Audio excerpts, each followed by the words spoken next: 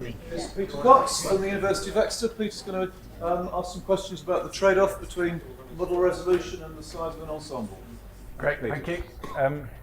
As Kevin said before the break, I'm hoping to keep this short, partly because I don't have that much to say, but also because it's late in the day.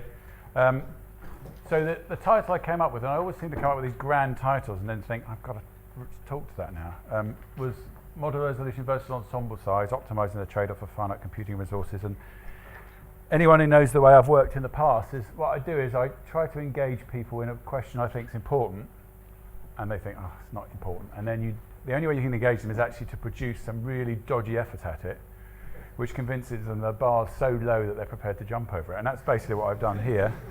And that's what I'm going to do in the whole programme. So there are a number of co-authors here who are hiding the audience. Basically what I did was to pose this question, come up with some crazy notions, and then these guys have been slowly straightening me out, but it's not straight yet. So you're going to see kinks in this that are due to me. Where there is an appearance of rigour, it's one of these guys, probably Chris Ferrer, that's responsible for that. Everything else is my responsibility.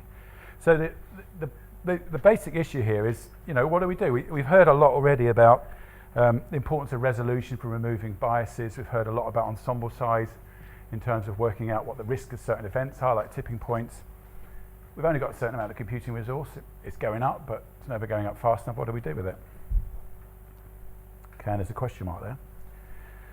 So, climate model is generally considered to be limited by computing resources. I guess it always will be. Model biases are typically reduced by increasing spatial resolution. Tim Palmer showed a good case of this with blocking frequency or improving model parameterization. This is something that Glenn Schutz showed. Quite often models get improved by improving the physics. Nearly always involves additional model cost. So basically, in order to remove biases, or reduce biases, we tend to increase computational cost. And this is just what's been driving, really, I think, the increase in resolution you see in climate models. This is partly to do with the availability of computers, of course. It's partly to do with the fact that we want regional predictions. And it's partly to do with the fact that we believe the biases are dependent on resolving motions in the system explicitly. Okay. And actually, although as climate modelers and weather modelers, we tend to get very much focused and rightly focused on the uncertainties and the biases, models are actually remarkably good in a qualitative sense. They look like the real world in a way that we needn't necessarily expect they would. But just because they do doesn't mean they're not producing uncertain predictions. And measuring the uncertainty, I think, in terms of the questions we're being asked now as climate scientists, is at least as important as getting best estimates of things like mean quantities. Okay. And that's because policymakers, businesses and members of the public need to know the changing risk of extreme events and tipping points like the one we've heard about already. And that's really about a risk gain. What's the probability of something happening in a certain period of time, given a particular scenario? And that requires ensembles of climate models spanning the key sources of uncertainty. So in the case of weather forecasting or seasonal prediction, especially we might be looking at ensembles of initial ocean conditions. In the case of looking at uncertainty in, say, climate sensitivity to doubling CO2, we might be looking at physics parameters on ensembles. And this is the case in point from the last IPCC report, showing the relative frequency of different models with different climate sensitivity to doubling CO2 from different modelling groups here. And although we might be concerned, previously we might have been concerned mostly about this most likely case, if you think about tipping points, and if you believe that the impacts go up strongly non-linearly here, it might actually be these tails that are the more important things, and that actually means bigger and bigger ensembles. To get an idea of those. Okay.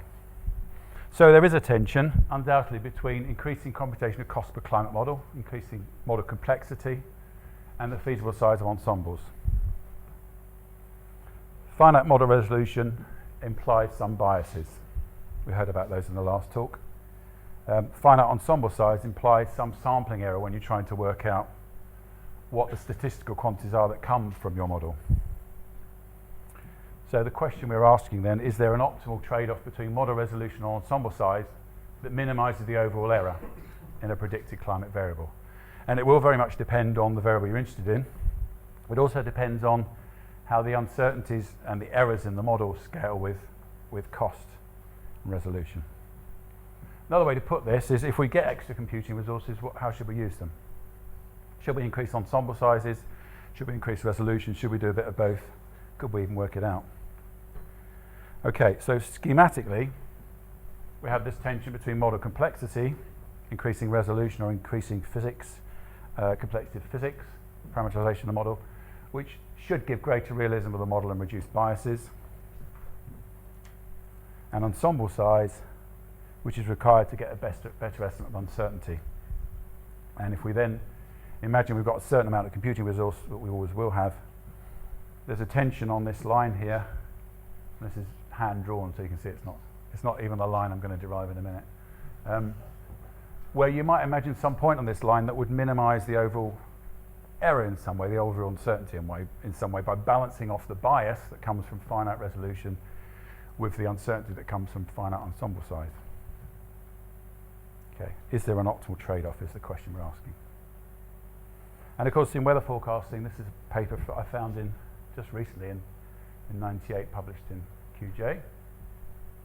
And this was a case where there was an attempt with the ECMWF model to look at this trade-off between ensemble size and model resolution. And I've just got a couple of quotes here. Some of these tests indicate a relative advantage of an increase in ensemble size. Most tests suggest a relative advantage of an increase in model resolution. So there's nothing definitive there, although this clearly does depend a bit, presumably, on the model variable you're looking at. Then it goes on to explain that actually a bit of both, increasing resolution and increasing ensemble size, turned out, in this sense, to be the best way to use the extra resource. Okay, so what we're going to do then, very simple really. Not going to use any models.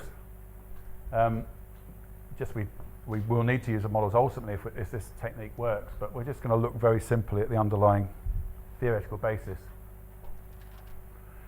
So we consider an ensemble of size n, and we look at predicting some climate variable x, and we've got some observation y, and we're going to look at the squared error x bar minus y. In general, if xi was some variable that said an event occurred or didn't occur, then this could also be something related to the probability of some extreme event. Okay, we'll just mention that in passing. So we've got n ensemble members producing outputs x1 to xn with some expectation value mu, some variance sigma squared, and some correlation between the ensemble members, which we don't know. But later on, in order to make this at all tractable, I'm going to assume that this is not dependent on model resolution. Okay. And we have some observation with a different expectation value, a different variance. And this thing, that there's no correlation between the ensemble members and the observations, Chris Ferro reliably informs me that this does not mean we're assuming no skill in models at all, which is something. But you can talk to him if you want to know exactly what that means, but essentially that's a reasonable assumption. Okay, it's straightforward to show, Chris told me to say. And then I thought, well, that's just a hostage to fortune. You're going to say, we'll do it then. So I'm going to qualify this and say it's straightforward for Chris Ferro to show that the overall error looks like this. So there's some terms here that are related to statistical moments of the observations and the model ensemble. But the two main terms here are one that's related to a model bias.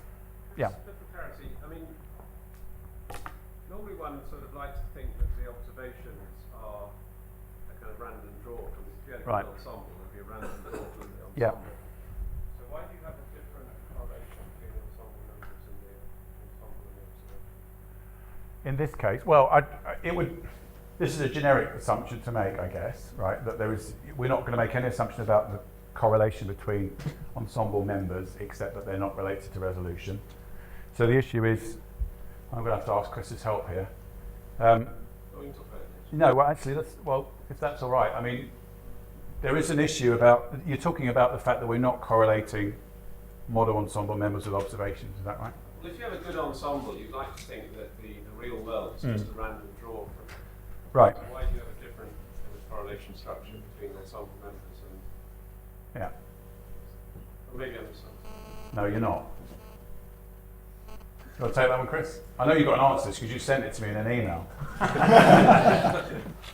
Well, we're expecting the ensemble expected value of the ensemble members to look like the expected value of the observation. So the ensemble is following the climate of the observations, and we're thinking about the case where any initialization of the ensemble does not confer any skill, so it's sort of climate prediction on lead times where initialization doesn't have an effect. And so you might imagine in that case also that rho would be 0, but we don't need to. Yeah, in terms of what will emerge from this, Tim, we'd just be assuming, if we'd assumed, I guess, just instead that correlation doesn't depend on resolution, then it would have dropped out anyway, in the same way it will between the models. Correlation between the models drops out of what we're about to do, so long as it's not resolution dependent. Or perhaps we could come back to that. I mean, it's something that I'm not qualified to fully answer, I must say. Okay, but anyway, what is clear, although there are cost terms here, is that this one is largely related to the model bias in the predicted variable, and this one's largely related to the size of the ensemble. And there's basically a trade-off between these two terms. Okay. We're going to make a further assumption. We're going to ignore resolution effects on sigma and the correlation here. So this is where, we're going to look at how we minimize this overall error with respect to model resolution. These things will therefore drop out. And we're just going to assume that this model expectation value is like the observational expectation value plus some irreducible error and some bit that goes to 0 as the grid size R goes to 0, right? So that's the resolution dependent or model complexity dependent bit. Yeah, and it will turn out that how this goes to 0 with R is rather important, and the size of this relative to this is rather important. Perhaps not surprisingly. We're going to make a further assumption, and these things are open to question, all of them, but we're going to make an assumption that the cost of the model, the computational cost of the model, this is the thing that we have some constraint on in terms of our computing resource, is proportional to the fourth power of the grid size, right? So basically scaling the 3 spatial dimensions plus the time step for the resolution. We might do better than that, but it's a reasonable assumption. So for finite computing resource C, we have a relationship between the ensemble size and the cost per model, basically, roughly speaking. Okay. And under these simplifying assumptions, you get a form for the total error that's dependent on the model resolution only, because we've taken the ensemble size out of here now. It's a function only of the model grid size R. Okay. And we're going to differentiate with respect to grid size because we're trying to find a minimum of this with respect to grid size. It's as if we're saying, what's the optimal complexity for me to use here, given these errors. Okay, so we're going to have, this is the only resolution dependent piece here, or this bit's been differentiated. This bit here is an unknown, which I suspect is an unknown in general. We don't know what beta R looks like, but we can make some guesses of what it might look like. Or at least I can. Hugo doesn't like this, but you know, that's Hugo. Let's assume a power law dependence on grid size. So we're going to assume that this reducible bias is dependent on some power delta of the model grid size, where alpha and delta are unknown constants. If delta is bigger than 0, then the bias reduces with decreasing grid size, okay, with R going down, which makes sense, I think.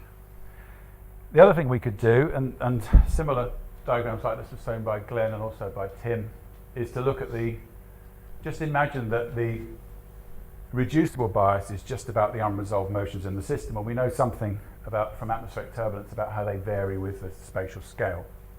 So let's assume the Kolmogorov spectrum applies, which is essentially R to the 5/3 in the energy density if you've got a below resolution, below a grid size of about 500 kilometers. Okay, so we can then integrate that. So I'm going to make an assumption that I can divide this delta by saying that my reducible error is related to the fraction of the energy spectrum that's unresolved. Okay, it actually means it's at 8/3. So delta equals 8/3 if the bias scales with the unresolved energy like the Kolmogorov spectrum. Okay, but in general, we've argued about this. This delta could take all sorts of values, and the values it takes really determine the optimal trade-off.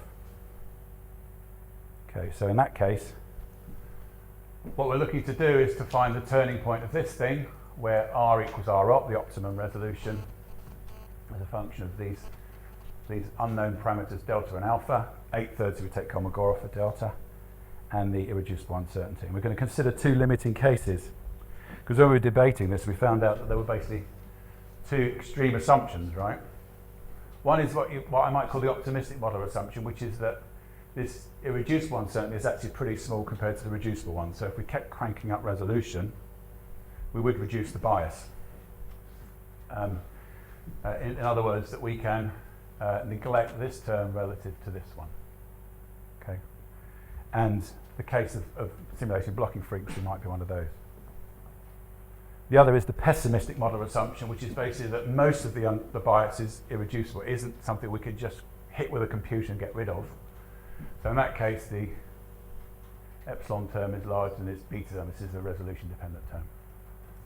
And you could argue that maybe climate sensitivity, which the range of which hasn't changed very much, is a case in point there. We don't actually, we've increased model resolution, we haven't reduced the uncertainty in that variable. Okay, so if you work through that and work out what the optimum cost is, you end up with some form here that depends on lots of things we don't know. We might know in principle. I tried to do this in the quant ensemble and got really ludicrously low ensemble sizes because I calculated these variances wrong. But for the time being, what we can do is look at how they scale with the total computational resource, which I think is quite interesting. So we can work out what the optimal model cost is, and because we know the cost times the ensemble size has to equal this available computing resource, we can work out how the ensemble size will also vary with the overall computing resource. And if we forget about the constants out the front, in the optimistic model assumption, so this is where most of the bias can be removed through resolution, the model cost goes up like 3/7 of the overall computing resource, and the ensemble size goes up like 4/7, which is, to me, is slightly counterintuitive, because what you're saying here is that a lot of the error can be removed by reducing the model cost, but actually you put slightly more into the ensemble size. And if we look at the pessimistic model assumption, so now we're assuming most of its irreducible uncertainty, you end up with slightly different scalings here, 4 over delta plus 4 and delta over delta plus 4. So in the Kolmogorov case, you end up with 3/5 and 2/5. So it's the other way around in that case. So in this case, we see in a situation where most of the bias is not reducible by increasing model resolution, but because of a cross term in the equations, you actually end up putting slightly more into the into increasing model resolution than you do into ensemble size. So that Yeah. is that sensitive to the R to the 5th assumption? That seems very pessimistic. R to the The 5th, you the cost. Yeah, the cost that you It's R to the 4. cost. It is, but in the sense that that's where this 4 is coming from. What do you think's more likely? Well, you might only be interested in the horizontal resolution for one thing, Right. and the time step might not scale with the grid size for another thing Yeah. if you're using a similar branch as well. Yeah. And we could work through that again. And I suspect, well, it will definitely, it will depend on that, Jeff. And it will also depend on whether you believe it's Kolmogorov-like as well, because the delta factor. It'd be very interesting if we could work these things out from first principle. I don't know whether we can. Right, okay, so this is what it looks like, very, very simply. I've told you to do a quick talk. Now I can't work out these numbers yet, maybe I never will, to work out what the actual value of these costs versus ensemble size. It'd be quite useful to know how far we are from that optimum. It's very simple analysis. But what you can do is to say, well, I'll just look at how it scales from an initial cost computational available resource of 1, say, we'll scale it to the current day. And we'll just look at how these things evolve as we increase our computational resource. And for the optimistic modeler case, this is how it goes then. So we start with our current ensemble size of 1 and some current cost of 1. And as you crank up the computing resource by a factor of 100, you put progressively more into the ensemble size and progressively less into the cost per model, right? So less into resolution. And if I take the pessimistic model assumption, it's the other way around. And that's what seems a bit counterintuitive to me. So in this case, if I've got a lot of irreducible uncertainty, I actually tend to put more and more into the model cost. I guess because it's still a large term in the overall minimisation. Right. So there is a tension, I think, definitely between increasing model resolution to reduce model biases, and increasing ensemble size to reduce sampling error, and to get a handle on extreme events like tipping points and high impact events. I think there must be an optimal trade-off at some point, although it may be incredibly dependent on the variable you're interested in, which minimises the overall error in a given predicted variable. So this trade-off between taking some bias and some reduced sampling error. The optimal partition of computing resource between cost per model and ensemble size depends on how the model bias varies with resolution and the fraction of the bias that's irreducible, in a way that doesn't make intuitive sense to me. I suppose the question is, and this is a question in general to people, can these dependents be derived from existing or future climate runs? I found it very difficult when looking through the literature to find systematic attempts to work out how some elements of bias vary with resolution. There's relatively few of them. Or indeed, from first principles, I've tried to do it very crudely from the Kolmogorov spectrum. But is there something else that we could do for particular variables that would give us a handle on what those powers are? And then the last one is, would this be useful? And I suspect it would if we could do it. but that's open to question. I'll leave it there, and thanks for attention.